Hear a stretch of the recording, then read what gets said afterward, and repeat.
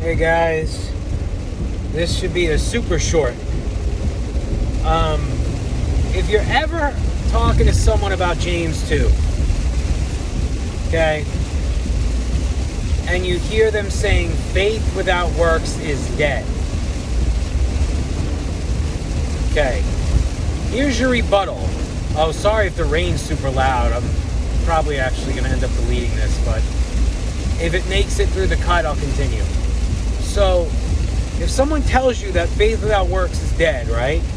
And they try to go to James 2:14 to 2:26.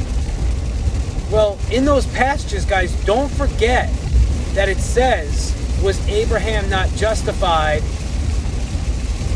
when he offered his son Isaac on the altar?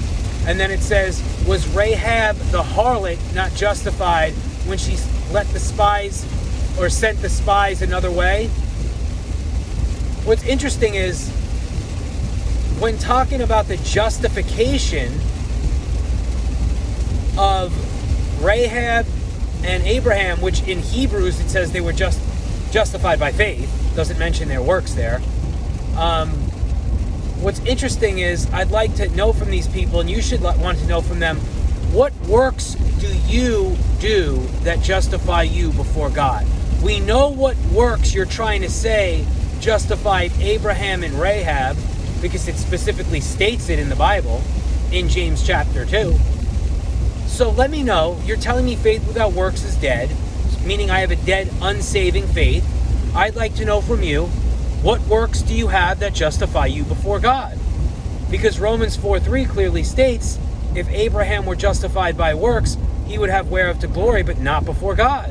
So I'd like to know from you, if you think that James chapter 2 is talking about justification before God, when James doesn't even say that, I'd like to know from you, what works do you have that justify you before God, aside from faith? Okay? Pretty simple.